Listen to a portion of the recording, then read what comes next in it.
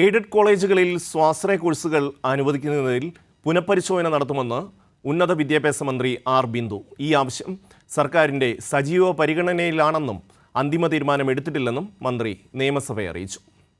കഴിഞ്ഞ 4 വർഷക്കാലത്തിനിടയിൽ 6000 കോടി രൂപയാണ് കേരളം ഉന്നത വിദ്യാഭ്യാസ മേഖലയിൽ വിന്യസിച്ചിട്ടുള്ളത് എന്നുള്ളത് കേന്ദ്ര ഗവൺമെൻറ്റിൻ്റെ തന്നെ ലേറ്റസ്റ്റ് ഇക്കണോമിക് റിവ്യൂ പരിശോധിച്ചാൽ നമുക്ക് കാണാൻ സാധിക്കും. 1500 കോടി രൂപയിൽ പരം തുക വിന്യസിച്ചുകൊണ്ടാണ് കിഫ്ബിയിലൂടെയും റൂസയിലൂടെയും പ്ലാൻ ഫണ്ട് വിഹിതം ഉപയോഗിച്ചുമൊക്കെ തന്നെ വിവിധ സർവകലാശാലകളിലും കോളേജുകളിലും അടിസ്ഥാന സൗകര്യ വികസനത്തിന് നടപടികൾ സ്വീകരിച്ചിട്ടുള്ളത്. മോഡേണൈസ്ഡ് ആയിട്ടുള്ള ലൈബ്രറികളും സ്റ്റേറ്റ് ഓഫ് ദ ആർട്ട് സൗകര്യങ്ങളുള്ള ലാബ് കോംപ്ലക്സുകളുമെല്ലാം ഇതിൻ്റെ ഭാഗമായിട്ട് സജ്ജീകരിച്ചു വരുന്നുണ്ട്.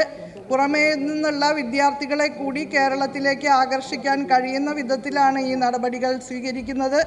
മെമ്പർ ഇവിടെ സൂചിപ്പിച്ച തരത്തിലുള്ള ഏകജാലക പദ്ധതി അതിൻ്റെ സാധ്യത തീർച്ചയായിട്ടും പരിശോധിക്കാം.